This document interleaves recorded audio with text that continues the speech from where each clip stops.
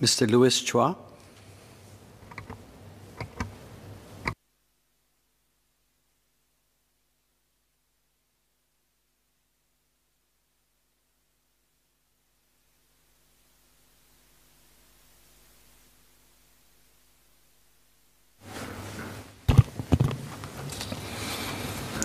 Mr. Deputy Speaker, it is unfortunate that while Finance Minister Mr. Lawrence Wong spoke about making plans for living with endemic COVID-19 and seeing light at the end of the tunnel, we are still grappling with quasi-lockdown measures and triple-digit daily cases, with the explosion of cases first seen at the KTV cluster and then the Jurong Fishery Port cluster. F&B is at the heart of Singaporeans' lives, and the number one feedback I have been receiving is that relating to the F&B sector. I'm concerned that frequent venue closures for faults not of their own doing and changes in rules pertaining to dining in has led to disproportionate hardship for small operators who may already be facing substantial financial pressures.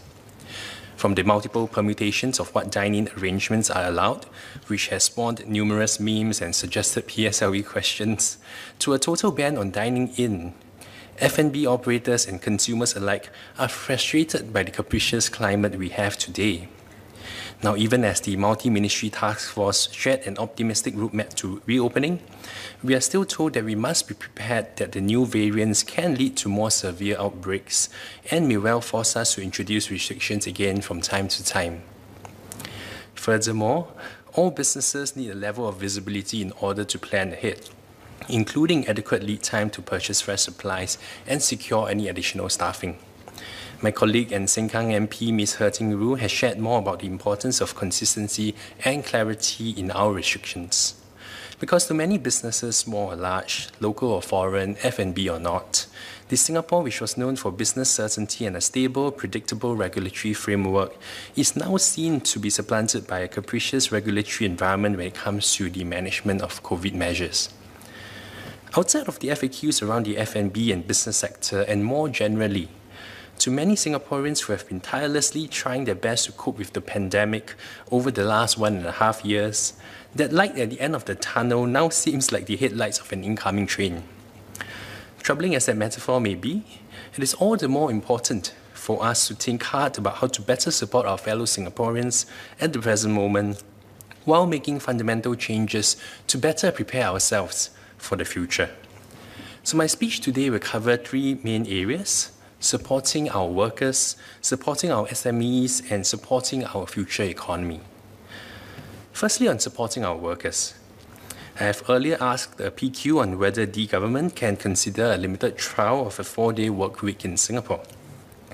Now, COVID-19 has pushed companies to rapidly adopt new behaviors that would stick and change the trajectory of what it means to work. For instance, companies who are known to be averse to flexible work arrangements are now open to the idea of their employees working remotely. A report by McKinsey has shown that 20 to 25% of the workforce in advanced economies could work from home between 3 and 5 days a week. This represents 4 to 5 times more remote work than before the pandemic. While this study was conducted on a global level, it is evident that there has been a seismic shift in the workplace culture. This brings me to my point on what it means to work. And over the past year, the idea of a shorter work week has resurfaced. This is not a new concept. Prime Minister Lee had previously shared during the 2004 National Day rally on the need for a better work-life balance. Why is this so important? I quote, "I'm not sure why, but hours have become longer, the pace is more intense. Maybe it's the internet, maybe it's email, maybe it's globalization, but whatever it is, you wake up at 6 o'clock in the morning, you check your email. 11 o'clock at night, before you go to sleep, you check it again, and next morning you come back, somebody replied at 2 a.m. How to have children?" While not the only reason for our low birth rates, the 5-day work week has gone beyond its intended definition and consumed our daily lives. Echoing PM's speech, the 4-day work week is a pragmatic policy consideration that has been tried and tested by some companies and countries worldwide. Most of us would have heard the case of Microsoft Japan, which has experienced a 40% increase in productivity and an overall 94% employee satisfaction rate.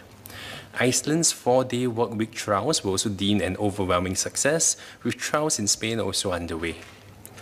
That being said, I'm conscious of the fact that not every employee has the privilege to complete their task in a 4-day work week.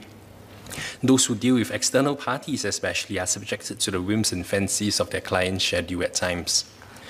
To institute a shorter work week, firstly, it's essential for us as a society to recognize the benefits in the form of not only the elusive productivity gain we have been searching for, but more importantly, focus on allowing people to become fuller people outside of their jobs. As what Microsoft had done, they have encouraged their employees to use their free time for self-development and learning, for personal life and family care, social participation, and community contribution. If we adopt a shorter work week with the right mindset, the benefits of better mental health, productivity, and agency felt on an individual level will translate to society-wide benefits as well. Secondly, on supporting our SMEs. The close to 280,000 SMEs represent 99% of enterprises in Singapore and critically employ more than 70% of our workers and contributed to 43% of our GDP in 2020 and are critical to the health of our economy. I have asked a series of questions on Singapore's corporate income tax rates and the impact from global tax reforms endorsed by the G7, the G20 and more than 130 countries globally, including Singapore. First of all, I'm comforted to hear from Minister Wong that Singapore will preserve our sovereign tax rights and our rights to taxation.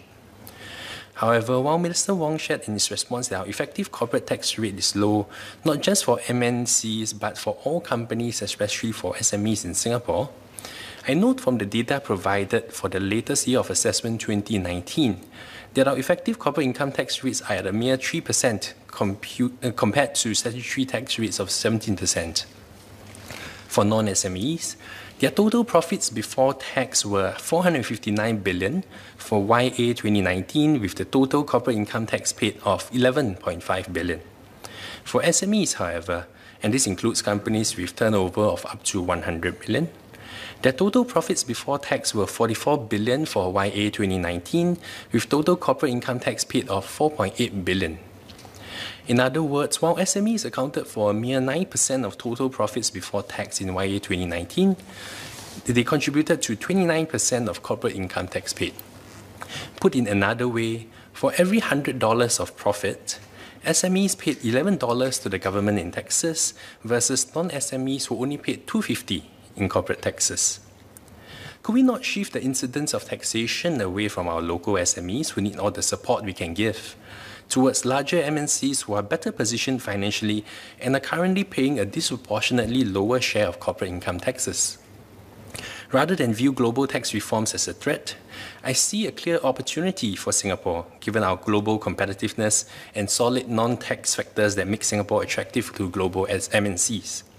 The key here is that global MNCs are not worse off if Singapore exercises our rights to taxation vis-à-vis the global minimum tax rates, but instead, given where effective tax rates in Singapore are today, Singaporeans will be able to benefit tremendously from the sizable additional revenue headroom that could be generated from corporate income tax revenues, should these reforms be enacted globally come 2023. Perhaps by then it would be timely for us to revisit the issue of raising GST from 7% to 9%. Another point on the support for SMEs relates to the Job Support Scheme or JSS.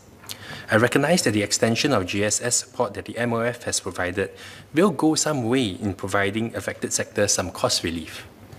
After all, every dollar counts in this tight business environment. I also recognize that some sectors have been more affected by COVID, hence the differentiated JSS support. However, as I have shared in my speech on the debate on ministerial statement in October last year, it would be more effective to direct a higher proportion of GSS payouts from the scheme towards SMEs, who make up a bigger proportion of jobs saved in comparison to larger MNCs, which tend to have more resources on hand to tide them through the crisis. A global fast food chain with more than 20 billion of revenues, for example, could certainly weather the crisis much better than our neighborhood coffee shop uncle selling wonton mee. Further, based on data from SingStat, we observed that employment of SMEs declined from 2.52 million in 2019 to 2.36 million in 2020, or about 160,000 decline in the number of workers. This is a staggering 8 times more than the 20,000 year-on-year decline in employment numbers for non-SMEs. If the role of the GSS is to allow companies to better retain their local employees, then the results do leave much to be desired on this front. This brings me to my third point about supporting our future economy. While the current relief measures are no doubt useful and could be funded via a reallocation of resources, I think ultimately we may need to think of implementing automatic stabilizers instead of discretionary ad hoc schemes, as I have mentioned in my maiden speech. In the policy brief published in January 2021 by the Peterson Institute for International Economics, Peter Orszag, Robert Rubin, and Joseph Stiglitz called for the idea of a semi-autonomous discretionary fiscal architecture based on automatic stabilizers. They propose a new approach in which fiscal discretion is retained but exercised after making the budget adjust more automatically and rapidly in areas where there is broad consensus that doing so is consistent with achieving broader societal goals. Using an example in the local context, direct assistance to companies such as the Job Support Scheme could arguably provide indirect support to employment. Yet many have still lost their jobs even as the companies they work for received the GSS subsidies. Rather than providing blanket wage subsidies across companies, it is perhaps the workers themselves that are most in need of direct support and financial buffers in the event of unemployment. The Workers' Party have been calling for an unemployment insurance scheme for years, and I'm glad that others in this House, such as the Honourable Mr. Patrick Tay, also recognised earlier this year that it is timely for us to consider introducing some form of unemployment insurance, and I look forward to hearing more about progress in that area. To conclude, Mr. Deputy Speaker, I am heartened by Finance Minister Lawrence Wong's assurance that the government will not hesitate to use the full measure of our fiscal firepower to protect the lives and livelihoods of Singaporeans. I hope the government will follow through on this assurance and give due consideration to the pointers I have brought out today to support our workers, our companies, and our future.